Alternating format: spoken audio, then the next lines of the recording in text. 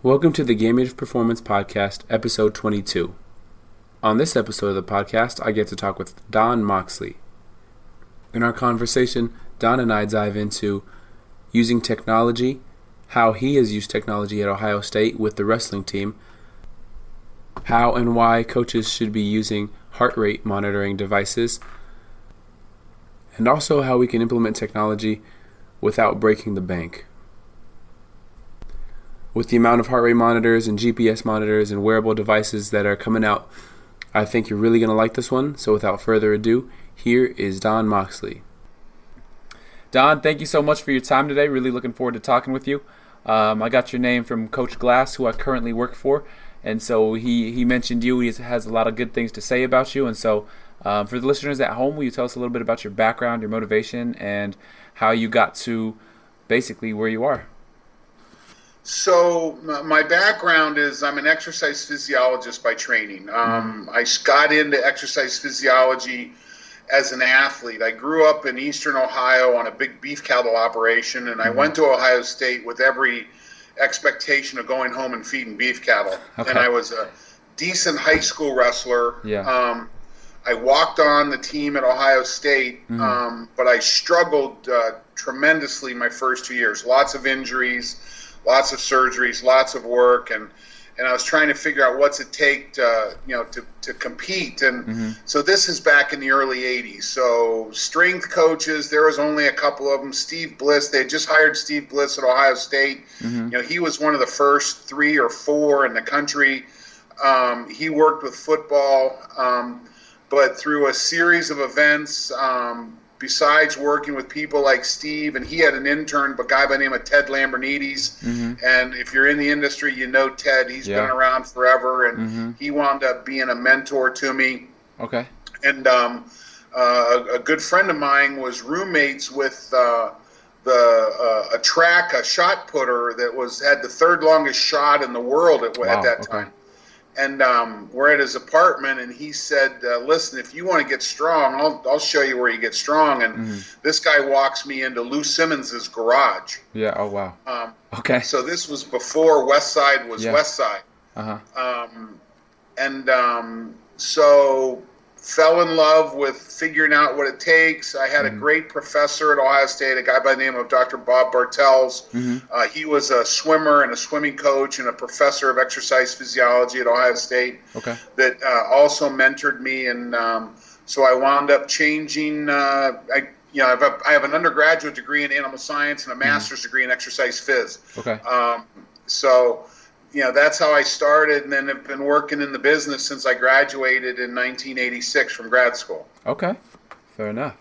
Well, that's a cool journey. So if we kind of just dive into kind of, let's say, a snapshot of your time at Ohio State, will you tell us a little bit of like your responsibilities when you were there and kind of what you did? Yeah, I've been in and out of Ohio State. So I wrestled there, did a little bit of coaching afterwards. But I've kind of had a foot in academics, one in athletics, and one in the industry. So I was working and teaching in Columbus, and again, this is when I met Coach Glass for the first time. They just brought him in to work with Olympic sports. And then I left academics. I was teaching at a small community college, big community college in Columbus. And went to work, had the opportunity to go to work for Polar, the heart rate monitor company. Okay. So I went to the dark side and was in sales for them and experienced a lot of success there, but learned a lot. Was on an airplane every week. But my daughter back then was born, and I did not want to be one of those dads that was, her kids grow up and you don't know who they are. So I actually left Polar. I don't know. It's been almost 20 years ago now. My daughter's 20 years old now, so it's probably been 15 years ago now. Okay. And came back into academics. Went back. It was doing some more coaching and had a situation in 2015 where the wrestling coach at Ohio State had approached me. He had an athlete that he was struggling with. And this is back when, in 2015, Ohio State, they had a guy by the name of Logan Stieber, who was a 3-time NCAA champ, coming back to win his 4th. There's only ever been 4 people do that. Wow. And they had a freshman class that included the only three athletes that have achieved 4-time All-American status on the same team. Okay. And one of those guys is Kyle Snyder, Yeah. who's arguably the best wrestler on the face of the earth right now. Yeah. No, that's crazy. But they were going to be making a run at a national title, but Tom knew he needed a few extra points, and they had a really good wrestler that was struggling. He just wasn't doing well. Yeah. And Tom when I left Polar, I'd opened a little facility in the little town I live in called Granville. Okay. And I have a lab that I do a lot of testing with, and Tom had been over and seen it, and he knew what I did.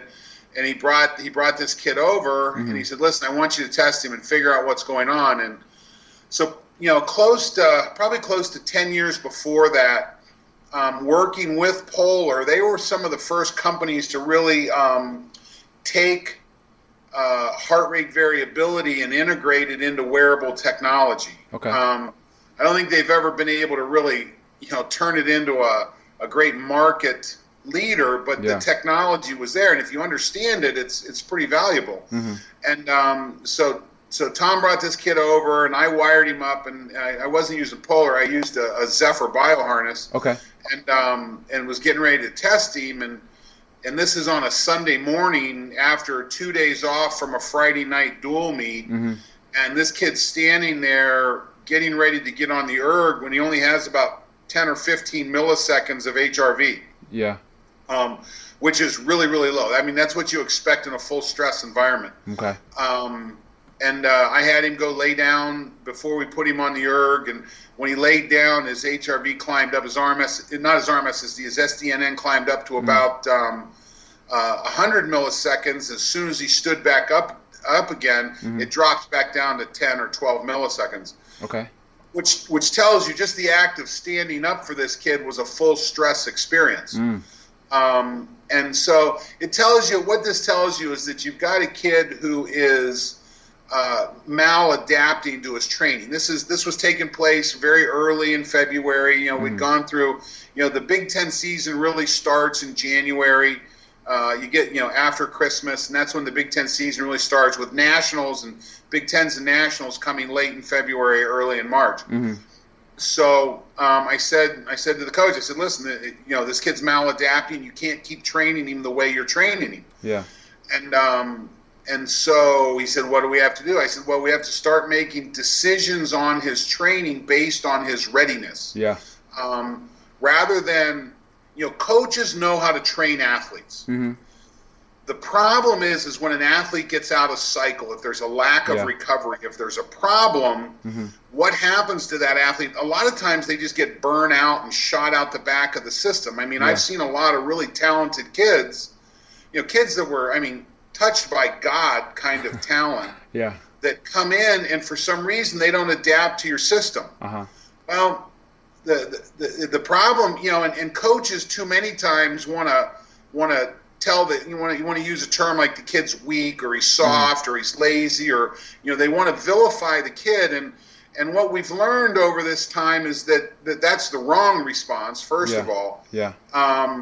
But if someone, what we've learned is that we don't recover at the same rates, that there is a huge interpersonal recovery variable. And so depending on if someone comes from a traumatic background, depending on what their, how their central nervous system works, it'll affect their ability to respond to a workout. So, I spent 2015, 16, 17, and 18 working with the team, continuing to do that, kept building the sports science program. We collected 3.5 million data points on the team last year.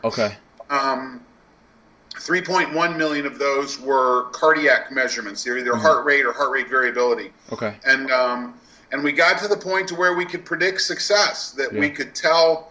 I got to the point where I could predict who was going to make All-American status by measuring their heart rate the morning of the first day of nationals. Really? Okay.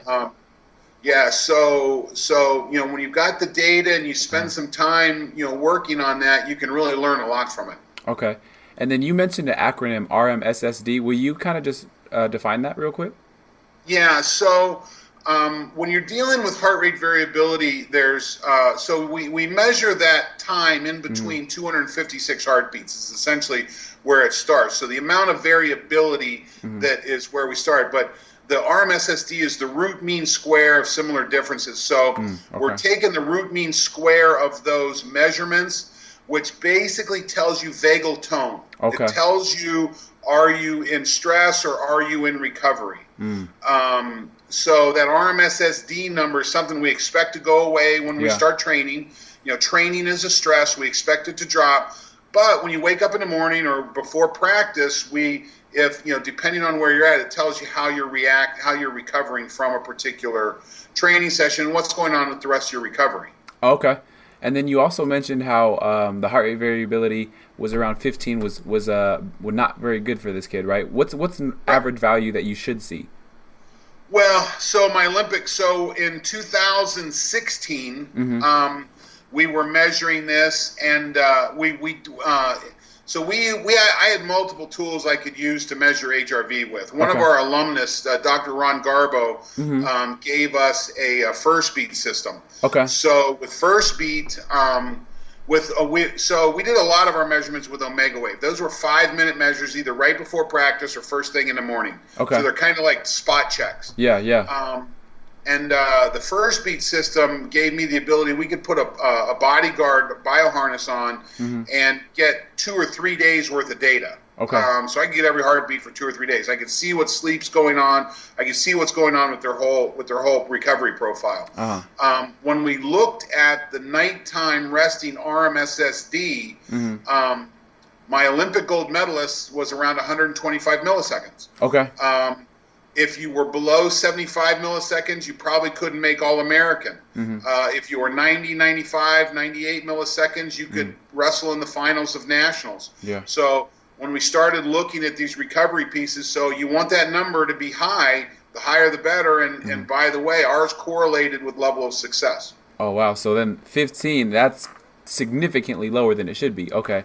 That puts it in perspective. Yeah, like I said, 15 is what so if I had you wired up and a bear walked in the room, I would expect to see a 10 or 15. Okay. As you're going into a big game, as your autonomic nervous system is shifting to sympathetic drive, variability goes away and those numbers fall out. So that's what we expect with full stress. Okay. 2 days after a competition, first thing in the morning, when you're still there, it tells you something's wrong with this kid's recovery. Yeah, no, that makes sense. Okay, so what are your recommendations on kind of recent technology? Like, what should we as strength coaches or sports science departments invest in, like looking at GPS or for heart rate or any of that kind of stuff? Well, I think you do not have to spend a ton of money. Okay? First of all, if you don't understand the value of a $70 heart rate monitor, okay, that back when I started with this in Polar, so I'm just pulling up, this is sitting here on my counter. This is a Polar H10 heart rate monitor. Okay. This is a $70 unit, $70, $80 unit that you can buy on Amazon. The software runs on your smartphone. Okay. You can, and this one has memory, so so you can put this on, you can start the app, you can set your phone down, you can go practice, you finish up, and you download this, and now you get the ability to look at what exactly was my effort profile today. What did I do? I mean, how much energy did I put out? What was the limit on? And when you start to look at intrapersonal and interpersonal comparisons, this is when you can start to make some decisions. Was the training load today what I expected? So if you don't use I don't know how you train without heart rate. Okay. And if you're trying to train without heart rate, I've told people it's kind of like a NASCAR driver measuring his speed by counting telephone poles on the side of the racetrack. Okay. That's what this is. Okay. If you 1, 2, 3, 4. Don is referring to taking heart rate with the 2 fingers over the carotid artery. Okay, it's a joke. Yeah. Okay. when you can put a $70 item on that goes to your $600 smartphone, that's a hell of a computer with good software, you can really start to make some training decisions. Yeah. Okay. This same transmitter will communicate with a free app on your phone. Mm-hmm. If you go get Elite HRV, it's an app that measures heart rate variability. Mm-hmm. It's a free app.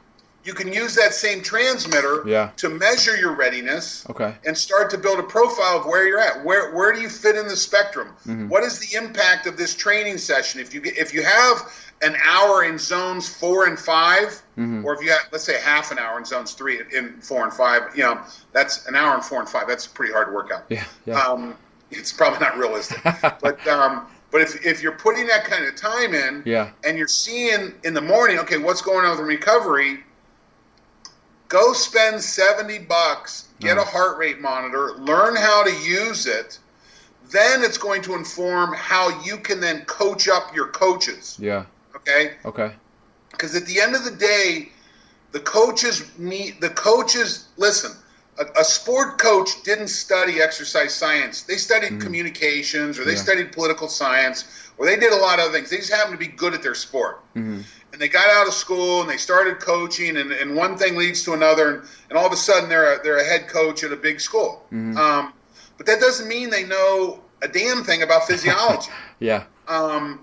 And when you start talking, the basics of physiology come down to, if you're coaching a team, at the end of the day, you want two big things from a physiological standpoint from a player. I want them to be able to create calories of work. Okay. Okay. An athlete that can do more work is more valuable. Yeah. Okay. Mm-hmm. Number 2 is I want that athlete to be able to produce explosive work at the right time, if that's the right thing. Mm-hmm. So understanding how energy systems work and understanding repetitive anaerobic outputs and how the cardiovascular system supports that. Mm-hmm. If you want an athlete producing as much at the end of a game as they do at the beginning of a game, even if it's an anaerobic sport, quote unquote anaerobic sport, you still have to have an aerobic base to run all the energy systems that create the calories to do the work. Yeah. This is one of the things we saw with the work we did at Ohio State. Everyone thinks wrestling is an anaerobic sport. Yeah. But what we did was we take all our data and we break our team into 3 groups. Mm-hmm. Any coach can do this. Mm-hmm. Okay, any coach can do this. My groups happen to be all Americans. Mm-hmm. My second group were guys that could make the starting lineup but never made All-American status. Okay. And then I had a third group of guys who never made the starting lineup. Okay. So we had 3 pretty clear distinctions. And then we ran correlations against all the data we collected. Okay. Bench press, squat, deadlift, 3K runs, everything we ran correlations with. Mm-hmm. The strongest correlation between the 3 groups in wrestlers, cardiovascular fitness. Mm. Okay. Wrestling is a cardiovascular sport. And oh, by the way, all exercise is cardiovascular eventually. Yeah. Okay? It eventually has to go there. The events that are not cardiovascular, shot putting, sprinting, track and field events that you have crazy long recovery times. Yeah, yeah. Okay, so everything else has an underlying cardiovascular need, mm-hmm. and the only way you can pay attention to building that and building it effectively is understanding heart rate and how that you train at anaerobic threshold levels. Okay. No, does that make sense? Yeah, that's a lot of good information that I think a lot of people are missing. So $70. Yeah. You spend 3 times that on the damn shoes you're wearing. Yeah. Okay? This will last forever. Uh-huh. Your shoes last for 3 months. Yeah. If you this is a half of a Lululemon shorts. This is half of an Under Armour pants, okay? Yeah. It's malpractice for a coach not to understand this at this point. Yeah. Yeah. Okay. So with that, how can we sort through some of the junk when looking at like big data? So you have to sort through the junk. Uh-huh. And the question is how do you do that? Yeah. So I really recommend. There's a great book that I recommend. It's called The Signal in the Noise. Okay. I'll think about the author here in a minute, but but it's all about if you read a couple books and you want to study this. One of the things is Moneyball. Okay. So read the book Moneyball. So you start to look at how do you use analytics to make decisions. But the signal and the noise is also a great piece. Okay. Listen, you walk into every weight room, and on the wall is a bench press chart. Yeah. Okay? We celebrate that. Okay? So where cardiovascular fitness for my athletes, when we look at a Pearson correlation coefficient of 0.08, okay, that's really correlated. Yeah. My Pearson correlation for bench press to anything was 0.9. It was bullshit. Yeah.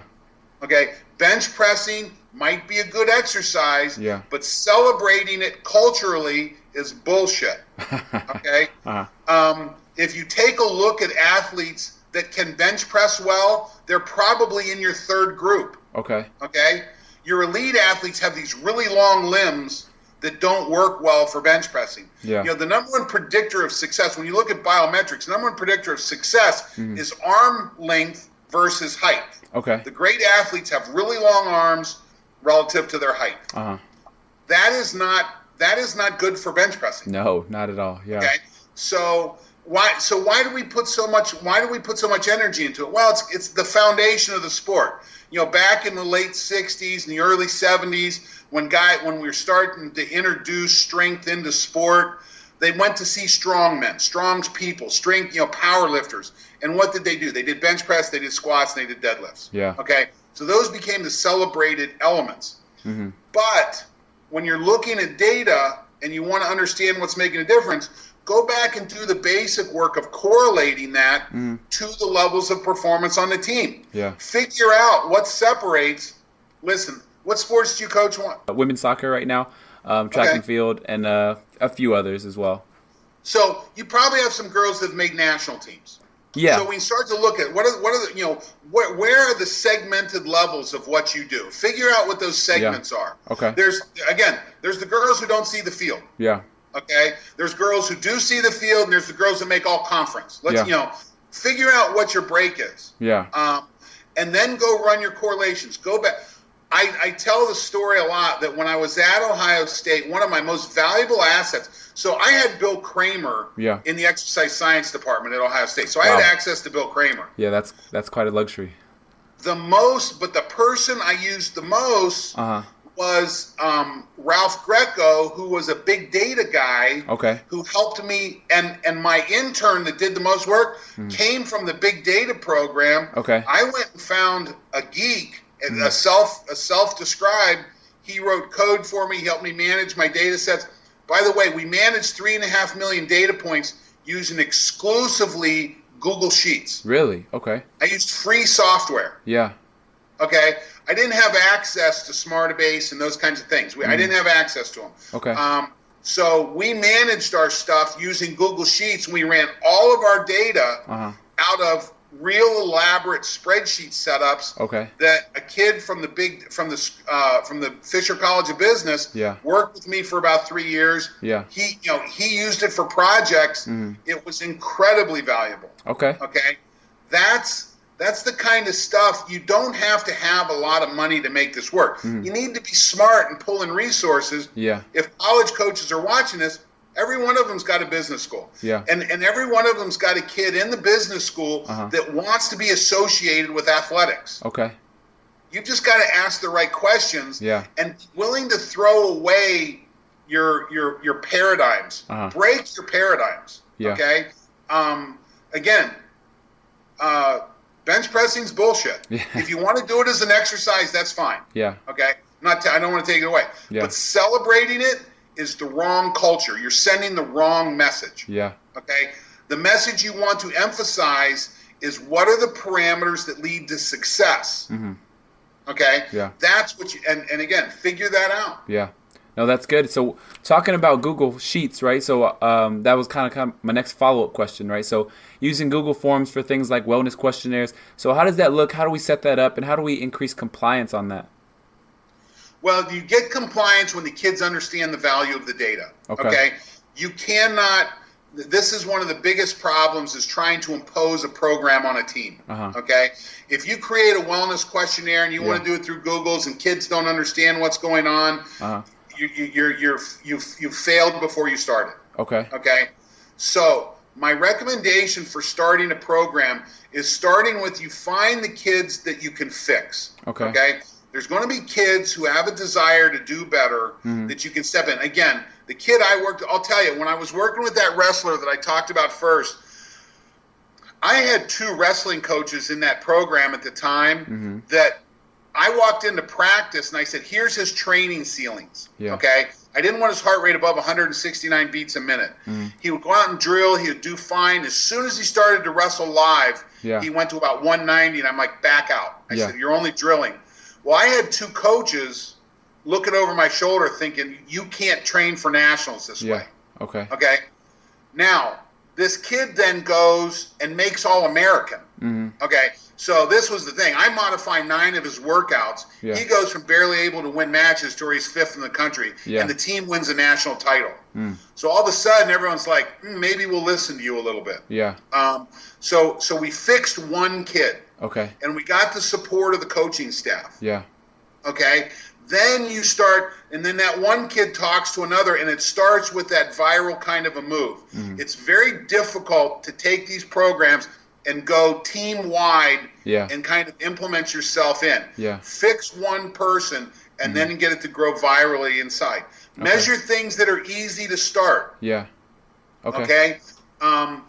And the technology is improving all the time. You know, questionnaires, these kids love data. They love gamifying.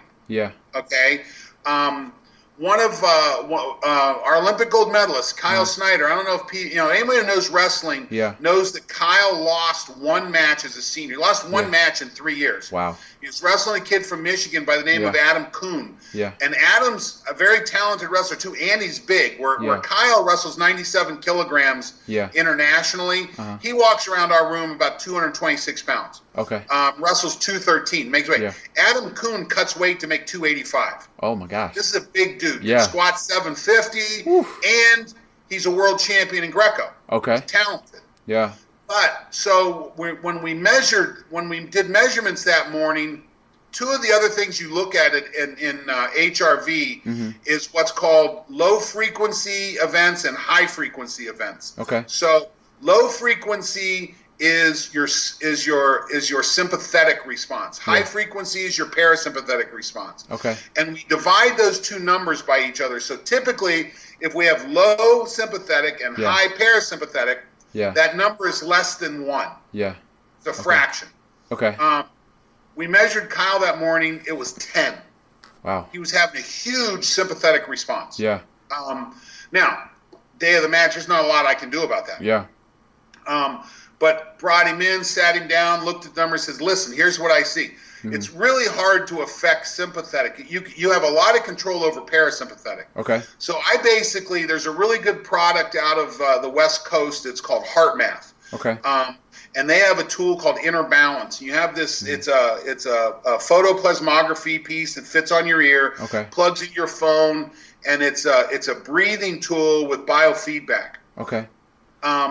I set Kyle up with this the day we got back, and the gamification immediately caught with him. It gave you a score. There were challenges. He absolutely jumped all over it. We never saw a reading of him greater than 2 from that day forward. Won both the matches, won a national title. He's done very well. It's a big difference. So it's being able to explain. Why did that 10 come? Well, the 10 came because we just did not have a good parasympathetic piece in place, and unfortunately that happens sometimes. But we caught it early and were able to fix it. So, so back to the question: find that one thing that you can fix, where you can use technology to fix something, and use it correctly. Okay, that's awesome. So, how can we use technology in like a return to play protocol from injury? Well, one of the other things I like a lot are the force tools. So whether it's like a GymAware or a jump pad, I have an OptiJump system. So anytime that you have previous healthy data, you now have the opportunity to go back and compare. Okay, where are they at? Mm-hmm. Okay, and it's based on power. One of the things I really like about my OptiJump is that I could do like a functional movement screen. So someone come in, we do a functional movement screen, and just figure out where they're at. Yeah. When you have an OptiJump tool, then you can essentially do functional movement screening with force. Okay. Okay, so I can throw in, are they walking? Let's look at right and left with a little bit of force. Let's jump up and down. Yeah. So anytime that you have data like that you can standardize and save, you have the opportunity to look at this. I also think HRV is going to wind up being a very powerful tool in diagnosing concussions. Okay.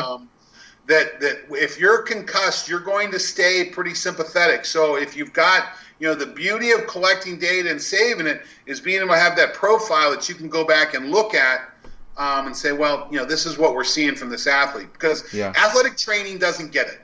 Yeah. Okay. Yeah. Medicine doesn't get it yet. Okay. Okay. That athletic training is an extension of the medical team. The medical team is trained in illness. Yeah. We are trained in performance. I agree. Okay, they're two. You can't use an illness paradigm to drive a wellness process. Okay. Okay, so if you're using data like heart rate, like HRV, like performance, if you're building these up, then you've got this ability to go back and compare. Where are we at? Is this guy ready to go back? Is this gal ready to go back? Let's look at the numbers and make that decision. Yeah. Okay. With quality testing. Yeah. So whether you're using a force plate, whether you're using lasers, whether you're using, listen, every coach that listens to this podcast will spend $7,000 to $9,000 on a treadmill. Yeah. And they'll probably buy 10 of them. Yeah. Okay? Get rid of one treadmill and put in a force plate. Okay. Get rid of one treadmill and put in I believe the weight room of the future is going to have force plates built into the floor. Yeah. That if you're because we know we do a ton of junk work. Yeah. Okay. We know that if that bar is not moving at a certain speed, there is not a training effect associated with it anymore. Yeah. We know that. Okay. So when we have these kids in the weight room doing all this shitty reps, straining through, moving through. Yeah. Stop it. Yeah. Okay. Go spend. Instead of buying a $7,000 treadmill, buy 4 GymAwares. Yeah. Put it in so people know what quality reps look like. Yeah. Okay. Use the data to build your culture on stuff that makes a difference. Yeah. Okay. The only event that is weight related in sport is a weight lifting activity, meaning that if strong kids are valuable in powerlifting. Powerful kids are valuable in sport. Yeah. And you've got to have the underlying energy systems trained so that you can produce the calories over a period of time. Yeah. And you can do repeated high power outputs. So measure power and measure cardio. Okay. Yeah. No, that's good. That's good. Okay. So how does nutrition and technology kind of meld together? Nutrition. So I'm assuming most of the people listening to this are college coaches. For the most part. And I don't know how nutrition and technology meld together, other than the fact that when I've got a kid struggling with his diet, we make him take a picture of his food and send it to us. Okay. And it's not that we're analyzing it; we're making him mindful of what he's doing. Yeah. No. Okay. He's starting to figure that out. So self-reporting, self-tracking is the number one predictor of change in a human. Okay. Okay. If you're trying to change a habit, self-tracking, self-reporting is the number one behavior that predicts that. So from a nutrition standpoint, listen, nutrition's hard. The nice thing about young athletes is, the furnace is pretty hot and it burn, a hot furnace will burn a lot of crap. Yeah. But when you start to run into problems, that's when you've got to look at these micro elements and figure out what's going on. Okay. So moving forward with that, right? So what's your take on, like, say, a sleep monitoring app, such as like maybe Sleep Cycle, and do the costs outweigh the benefits? And so what I mean is a lot of those, you require the phone to be close to the participant while they're sleeping, right? So there is the risk of rate of signals from what I've read. So I've looked at a lot of sleep stuff. Okay. So two of the pieces that I really like I love the Oura Ring. Okay. OURA, the Oura Ring. I love that product. It not only tells me a good sleep evaluation, but it also gives me a very high quality nighttime resting RMSSD signal. Okay. And the work that we've done, I really like that product. Okay. So right now, that's one of my top recommendations. I'll tell you, stuff like I'm blanking on the wrist-based one right now. The guy's out of Boston. I've got one over here in my drawer. I'm totally blanked on it. Okay. So it's very difficult to measure HRV through the skin on the back of your wrist. Okay. Okay. It's just really hard to do. And that particular product, it has a really good algorithm. I think their algorithms based on sleep, based on heart rate, based on movement, their algorithms are good. Their HRV measurements suck. Yeah. Okay. But their algorithms look pretty good. So when you're looking at products like that, there's also one that I've got that I've used. It's $35. It sat next to my bed and it measured my sleep while I was sitting there next to my bed. Yeah. There weren't radio waves or things like that. Listen, if you're trying to fix sleep, you've got to get the phone out of the bedroom. Okay. Okay, period. Yeah. You've got to get blue lights turned off. Literally the science of sleep is pretty straightforward, and we jack it up with a lot of blue light and devices. So if you've got someone who's struggling with sleep, you've got to fix it with that device first. Okay. With our First Beat system, I got to the point where I could tell an athlete that was sleeping with his girlfriend and not. Because when you looked at their sleep cycle, the athlete that was sleeping by themselves dropped into an immediate deep sleep. HRV went up. They dropped in a deep, restful sleep right away. Okay. If someone was in bed with a mate, it was close to 4 hours before they finally dropped in. Oh, and wow. Listen, this makes sense. Yeah. Kids this age, their hormones are tuned for reproduction. Yeah. Okay.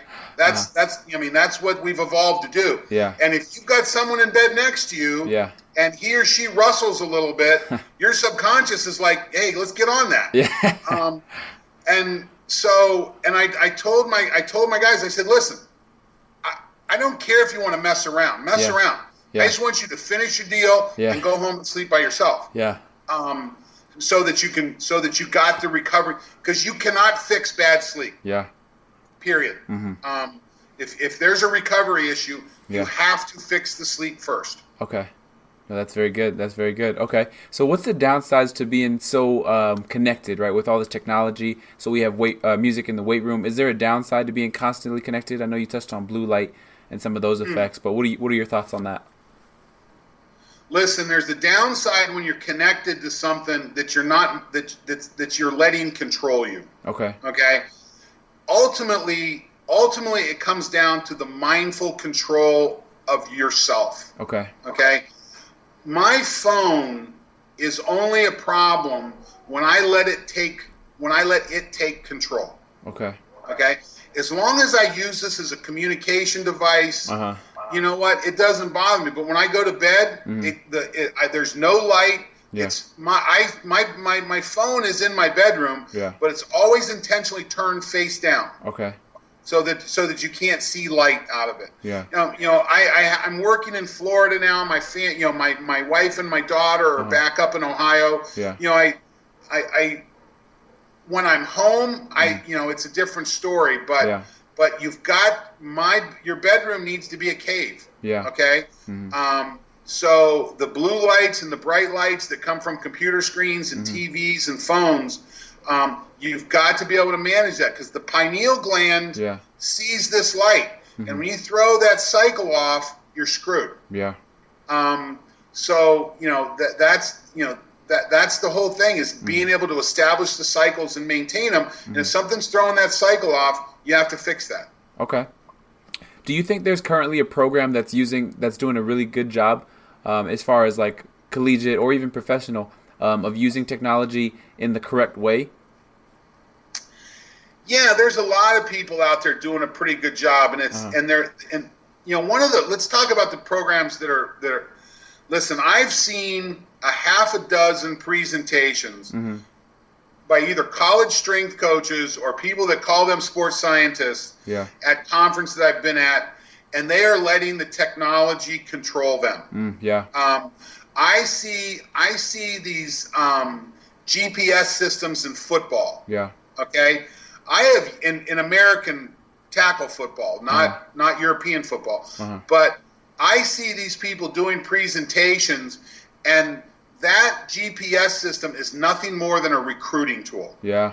I agree. Okay, I do not see the data coming out of the backside, and I go back to, I've seen, even at Ohio State, I was watching the elite players opt out of the program, choose out, the elite football players. I'm thinking, that's wrong. Yeah. It's not right or wrong, but if you don't have your elite people paying attention to it, your other kids are not going to come in there too. Yeah. Okay? It was part of the game. Now, there's some times when you just can't fight it. Yeah. Okay?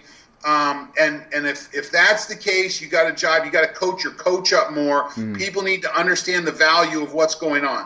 When the kid, I'll tell you, with measuring our HRVs, the kids would come into practice, and I had about 10 units. Yeah. First of all, I could never get the kids to measure at home. Okay. Ideally, I would have liked them to woke up in the morning, put their unit on, and measure. I've never been able to get that done. Okay. Okay.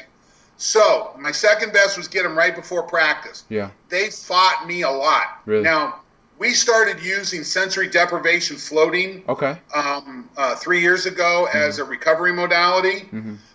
As soon as I tied floating to measurements, they loved to float. Yeah. And they knew if I didn't have the numbers, they didn't get the float. Okay. Okay. So there's two parts. The other thing that I learned that I think is important is the athlete needs to be in control of the technology to a certain degree. Okay. My daughter, who plays lacrosse at Ohio State now, unfortunately, she had me for a dad. I had her wired up with Zephyr bioharnesses in her 6th grade field hockey game. Okay. Yeah. I have data on because I'm trying to figure out what data is good, where is it bad, and unfortunately, she was on the receiving end of that. Yeah. Now she's studying exercise science now, and she thinks it's kind of cool. Yeah. But it was a lot of energy for me to get her to do this. Yeah. The day I gave her her own transmitter that talked to her phone, I started getting texts of, look what I did today. Yeah, interesting. There was a sense of pride. It went from an external motivation to an internal motivation. Yeah. And so once that athlete has a sense of internal control, you've got a lot more. It's going to be a lot less energy. There's a lot less friction on your part. Yeah. So, tie it to an outcome. Like I said, if they wanted to float, I had to have the numbers. Okay. And floating, we floated the guys almost 140 times last year. Wow. Floating moves the numbers. Yeah. The guys love it. They know it makes a difference. Yeah. And it made getting measurements a lot easier.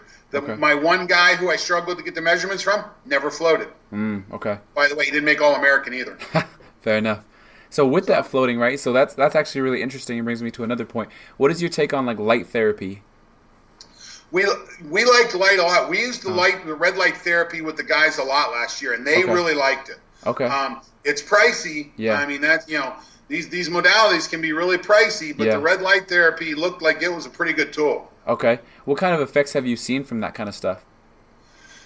So we didn't use it enough last year. So all we have is the anecdotal. Kids felt good. Yeah. And again, when we're getting ready to go to nationals, I'll tell you the thing that really. So Nathan Tomasello was our 125 pounder, and he popped an ACL wrestling in the U23 World Trials.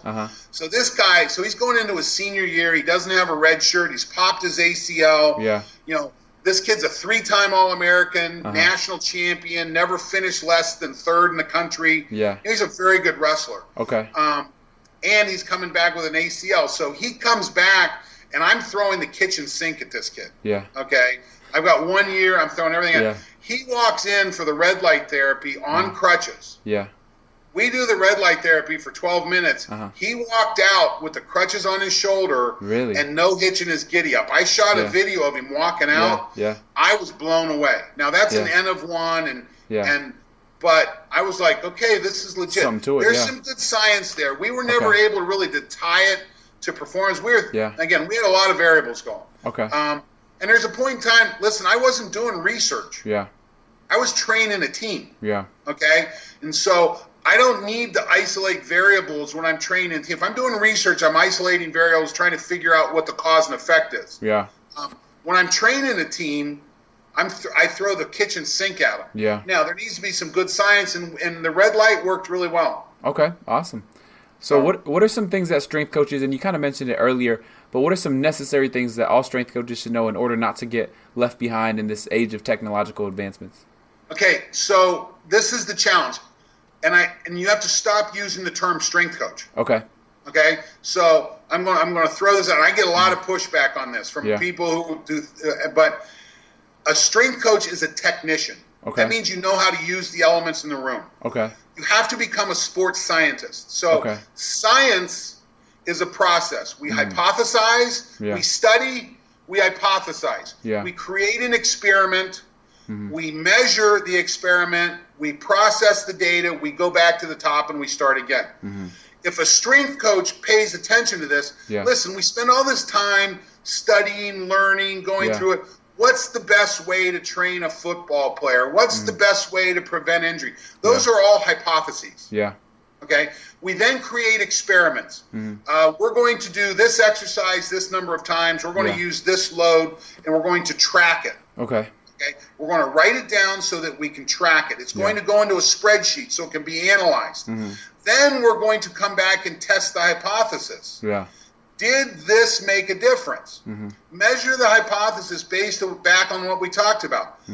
Does bench pressing make a difference? Yeah. Okay. You know my opinion on it now. But is it a bad exercise? No. Yeah. Is it something to celebrate in your culture? Absolutely not. Because at the end of the day, kids are going to know whether you're talking bullshit or not. Yeah.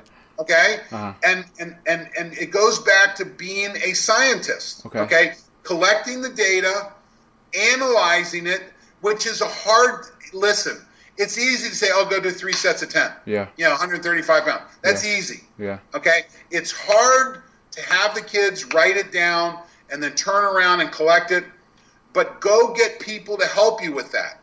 Go to the business school. There are kids in the business school that are dying to be part of a program. Yeah. Put a freaking T-shirt on them. Make them feel like they're part of the team. Yeah. And they're going to be the most valuable asset that you have. Yeah. Okay? So stop being a technician. Okay. Back when I started in this business years ago, I was managing a health club back in 1987, and there weren't personal trainers yet. Okay. Okay. There were some people that started to hire me to work with some athletes and things like that. We didn't call ourselves personal trainers, but I hired people in my club to work the floor to make sure people knew how to do the exercise and someone didn't get hurt. Yeah. Okay. No offense. That's what most strength coaches do. They work the floor and they make sure kids don't get hurt. Okay. That's a real low barrier to entry. Yeah. If you want to be in a situation where you're competing for your job, Mark Watts does a beautiful job talking about this. Yeah. Listen, if a strength coach quits, okay, there's 300 resumes the next day, and they'll work for half of what they were paying them. Yeah. Okay. The barrier to entry is way too low. Okay. Okay. We have to raise the barrier to entry. We have to become professionals. We have to become scientists. Yeah. Okay. Not technicians. Okay. Okay. The guy who cooks the burger at McDonald's is a technician. Okay. This is exactly how you do it. Yeah. Okay. The person who owns the restaurant and decides the menu is a chef. Okay. That's the one that understands the science of how foods go together and how you prepare them and what the response is. The person who works for the chef is the sous chef. They all cook food. Okay? Yeah. One of them's a technologist, and the other one is a business owner. Okay? So from a strength coach standpoint, don't be a technician. Yeah. Be a scientist. Yeah. Be a chef, not a cook. No, that's a good point. A lot of people miss that one too, including myself. So I like that definition of it. So that's very helpful. Yeah, it's hard. Yeah, yeah. No, next, moving forward, kind of to the end of the segment almost. So what are some resources that have had a big impact on you, whether that's a person, a book, an article, or something like that? So I read a ton. Okay. My Audible account has over 250 books in it. Wow. Okay. So I go through a lot. I consider one of the most important books I've ever read is called Flow, Flow, The Psychology of the Optimum Experience. Okay. The author is Mihai Csikszentmihalyi. And flow is the psychology of enjoyment. Okay. Not pleasure and not happiness. Yeah. Pleasure is a nervous reaction. When you put a spoonful of butter pecan ice cream on your tongue, nerves react and you get serotonin drop and it's a pleasurable experience. Happiness is about it's a calibration. Am I where I think I should be? Things like that. Yeah. But enjoyment is a very well understood process, and we describe it with flow. When you're in the zone, when you're in the groove, athletes live on this. And so what I learned a long time ago, if I'm not creating a flow environment, no one's enjoying themselves. And enjoyment doesn't mean happy, and it doesn't mean pleasurable. Yeah. Okay. So understand. So the latest guy to pick this up is a friend of mine, Stephen Kotler. Okay. So he wrote a book called The Rise of Superman. Okay. So The Rise of Superman is the flow concepts, but it's with these crazy extreme athletes. Yeah. These guys that ride their skateboards. This kid rode his skateboard over the Great Wall of China. Wow. When he tried it the first time, he broke his ankle. Okay. He went again. Yeah. He jumped again with a broken freaking ankle because the flow is so strong. Yeah. We see this in sport all the time. Okay? What is it that creates that zone? There's 7 characteristics. Challenging activity that requires skill, merging of action awareness, clear goals and feedback, concentration on the task at hand, there's a loss of self, and there's a transformation of time. Okay? That's the flow experience. Okay. So from a coaching standpoint, cell phones should not be in the room. Yeah. If I'm trying to create a flow experience in the room with conditioning, I need concentration on the task at hand. Okay? I need you focused on what we're doing. I need you understanding. I need it to be challenging to a certain degree. Yeah. Not overwhelming, but it needs to be challenging. Okay. Okay? Yeah. These are things. If that phone rings, all of a sudden I'm distracted. I'm not concentrating on the task at hand. Yeah. If I'm coaching being present. Yeah. That's what flow is. It's about being present. Okay, in what you're doing. So flow to me is a critical element. Yeah. Okay. A couple other good books. I'll tell you one I really like. The author's Doug Lemov. It's called it's Coach Like a Champion, but it's called Practice Perfect. Okay. Doug Lemov studies elite teachers. Yeah. Okay, so he looks at teachers who perform well in bad environments. Anyone can coach good kids. Yeah, that's the easy part. Okay, the best coaches and the best teachers are take the average kids and move them into a good level. So what do? So we wrote a book called Teach Like a Champion. So if you're coaching or teaching, I love this. Lemov, Lemov. Okay. But his other book is called Practice Perfect, and you can take that book and you can break it apart and use it to design your practice sessions. Okay. So if you're thinking about flow, stop thinking about yourself. Yeah. Start thinking about your athletes. You don't make better athletes. Okay? You don't do that. Coaches don't do that. Athletes make decisions that yield the change that you're looking for. All you're doing is trying to influence the athlete to make the good decision. Yeah. It's not about you, the coach. It's about the athlete. Yeah. Teach the love so that they're passionate about what they do. Teach the love so when they show up, the practice is going to suck. Yeah. Okay, that's at an elite level, practices suck. But if you've coached the love of what you do, love means to suffer. Yeah. That's what love is about. Love is a willingness to suffer. When you look at grit, again, Angela Duckworth's book, Grit, another great book. If you understand grit and the passion to prepare, that makes a difference. Yeah. Okay? So from a coaching standpoint, we talk about in sport, the best official is the one that's invisible during the game. Okay? The best coach is the one that's invisible. Yeah. I'll tell you, I struggle a lot with strength coaches and the persona that we're promoting with this, and we see these kind of cartoon-like figures on the sideline. Yeah. I think we're missing it on that. Yeah. Okay? All of a sudden, they're promoting a cartoon character. Yeah.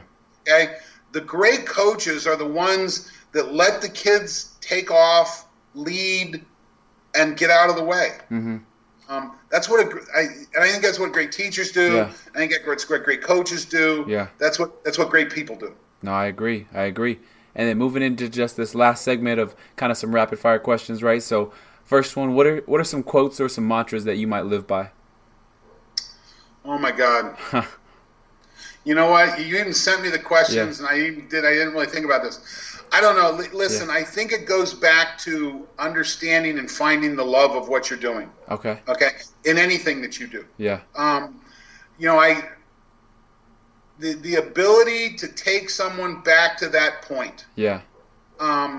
It's, life is too short not to love what you're doing and not to be passionate about and figuring it out. So I think I kind of go back to just, going back to, what can I do to help people out? And that's one of the things I love that I do. Yeah.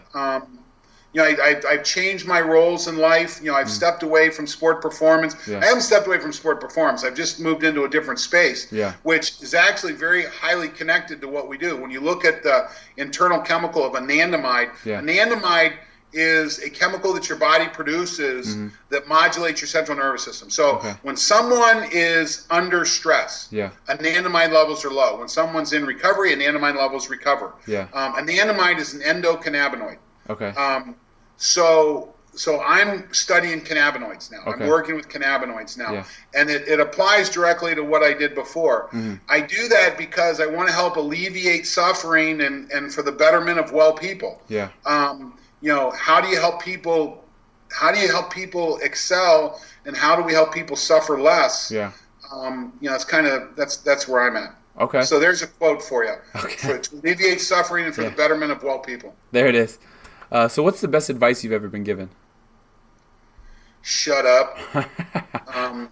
Shut up and listen. Okay. And I'm absolutely serious. Yeah. It is, and that is what's going through my mind. Yeah.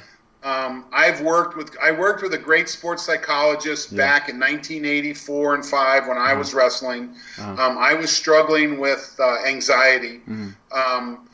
And we started doing what we now call mindful meditation. Back then, we didn't call it that then. We called it visualization. But it was essentially mindful meditation. And I've had great relationships with great counselors ever since. I've had relationships with bad counselors too, and I cut those off as fast as I can. The same way you can have a good coach and a bad coach. A good coach, you're with them for life. A bad coach, you cut that off. Take it out of your life. So, so my latest great counselor has really helped me understand. I grew up in a family when your voice is how you gained equity in our life. Okay. My brothers and my dad and my mom, the arguments are heroic. Okay. But that was only valuable in my family. And so I've had to learn to go into meetings and just shut my mouth and sit back. And it's amazing how the world will come to you rather than trying to call it. So that's, for me, that's a pretty valuable tool right now. Okay. So in contrast, what's the worst advice you've ever been given? Setting goals, you have to be very careful about. Okay. So everyone goes back to, you got to set a goal, Well, expectations are a bitch. Okay. And when you start to look, again, at the paradigm, the mindful paradigm of being present, here's, stress only exists in the fear of the future or regret of the past. Okay? When you're present in the moment, which is where flow produces, where it's all the good stuff happens, there are no expectations. Just be present. Okay? So being able to set that goal piece, just writing goals, that you've got to think about them because there's probably a lot more people that it burns than it helps. Okay. Interesting. So it's that, and again, it's tough. I get, there's always opportunities. There's always possibilities. But set the goal related to falling in love with what you do. Mm-hmm. You know, the goal should be related to, I'm going to go to practice today and I'm going to love every minute of it. Yeah. Even when it sucks. Uh-huh. Okay? I'm going to stop. I'm going to live in the moment. Yeah. I'm going to feel the suck. I'm going to feel the pain. I'm going to feel the burn. I'm going to swim in it. Yeah. I'm going to rub it all over me. And I'm going to love the fact that I'm here. Yeah. Because I know when I get back there, Yeah. my competition will be breaking. Mm. Okay? Yeah. If they're there for the win, Yeah. I just have to take them to the dark place. Yeah. And if we get to the dark place Yeah. and I'm grinning, Yeah. I win. Yeah. So it's, you know, I go back to it's coaching. It's about being able to love what you do in the moment. Yeah. Okay. So. Okay. And then what is one of the biggest struggles that you've had to overcome in your life, whether it's in strength and conditioning or outside of it? No, I'm dyslexic. I'm very dyslexic. Okay. You'll rarely get a handwritten note from me. Okay. Thank God in 1985, when I was finishing up my undergraduate, my younger brother, who was 5 years younger than I was, got tested for They didn't test when I started in school. They tested me. He played football. I wrestled. So they cared about football. They didn't care about wrestling. Okay. And I started to use a computer for the first time. We got an Apple IIc, and I thought, oh, this thing checks my spelling. Yeah. So technology for me has been a great tool. Yeah. Okay. Mm-hmm. So part of my challenge is getting over. Listen, I've taught for 30 years, and when I start writing on a board, okay, there's misspelled words on the board. Okay. Okay, that's part of me. Yeah. I tell it about you when we start. Yeah. Here's, by the way, I don't score your papers on how you spell. Yeah. I let someone else do that. Yeah. I score your papers on, did you communicate the concept that I expected you to communicate? If you flipped your I's and your E's or you did something like that, you know what? I'll let someone else worry about that. Yeah. You know, the human brain is amazing at processing words and sounds and things and letters like that. So one of my big challenges is, how do you function in an academic space when you're dyslexic? Yeah. No, that's really interesting. Okay.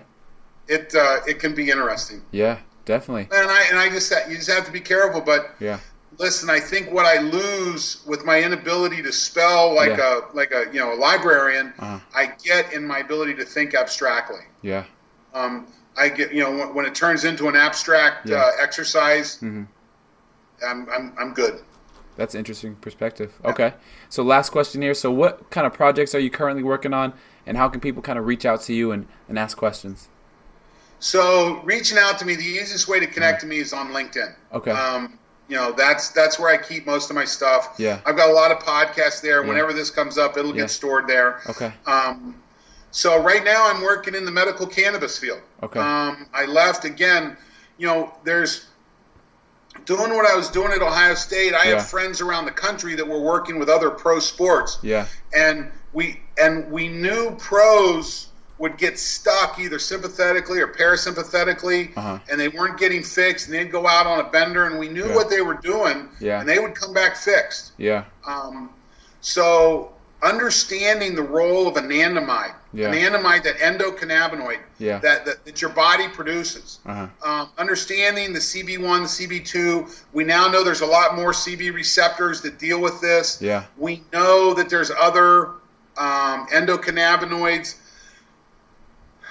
That the plant is an amazing tool, and what I want to do, I personally believe we can create a recovery tool using cannabinoids that's stronger than floating. Really? Okay. Yeah, I believe that we can create transdermal creams. I believe that we can create edibles that will not get you high. Yeah. Okay. The THC is minimized. It uses the other cannabinoids in there. But I think we can create. I know there are whether it's people with post-traumatic stress. Yeah. As I started to look at this, I went back and I looked at the guys that were smoking the most weed on the football team. Okay. Okay? Uh-huh. They were typically wide receivers Uh-huh. and defensive backs. Okay. The guys that were getting their bells rung. Yeah. Okay? There's pretty good evidence that cannabidiol should be one of the first products you give an athlete with a head injury. Okay. Okay? It's a powerful neurogenerator. Powerful. Okay? So this is the place I've chosen to put my life for the next few years. Understanding this, helping this company I'm with grow and understand that. But like I said, I've got a meeting tomorrow with the parent of a child who is just a profound epileptic. Yeah. To discuss how do we help engineer products to help his daughter. Yeah. And I know when we solve that, we get closer to solving the issues. As a coach, I want to emphasize this. As a coach, you don't know what that kid is bringing into your room or into your team. Yeah. Okay, 1 in 4 girls, 1 in 6 boys are being sexually molested now by the time they're 18. Okay, 1 in 4 girls, 1 in 6 boys. Okay, if you have to experience that as a child, it changes your central nervous system. It adjusts the amygdala. It lowers the anandamide level in the amygdala. We know this. Okay, and if you are using homophobic terms, or if you're using terms like this as a coach, and this athlete has had to endure this, whether it be from another coach or from a pastor or from a family member, no wonder they're not recovering. Okay, these are the kids that wash out of programs. And as a coach, you have to pay attention to this. You have to have empathy. You have to look into this kid's eyes and it's not that kid woke up and showed up for practice. Okay, they didn't come to practice thinking, "Oh, I'm going to go piss the coach off today." That was not their objective. Okay. Kids want to please the coach. If they show up, they want to please. If something is disconnected, if that's not happening, it's not the kid's job to fix it. It's the coach's job to fix it. If you're not connecting, change your program. Okay? It's not their issue. Have some empathy for what's going on and figure this out, because you don't know what happened to them today. You don't know what happened to them yesterday. You don't know where. And again, so whether you listen, we see this with the Nasser case. We see it with the Sandusky case. We're dealing it with Ohio State wrestling. This shit happens. Okay? And you can't just attack the messenger. Okay? Have some empathy for that athlete, because what they bring to you may not be your experience. But their experience is legit, and you have to address it. No, that's good. Awesome. Well, Don, thank you so much for your time. This has been fantastic, really eye-opening, and a lot of areas that not a lot of people have a lot of expertise in. So, once again, thank you so much for your time, and hopefully we can connect again soon in the future. My pleasure. I enjoyed it. All right. Have a great rest of your evening. We'll see you. Thanks again for joining me. And if you enjoyed the podcast, please go ahead and give me a 5-star review on iTunes, and go ahead and share it on your social media platform of choice. Next week, I'll be back with another exciting guest. So until then, this is the Gamut of Performance Podcast.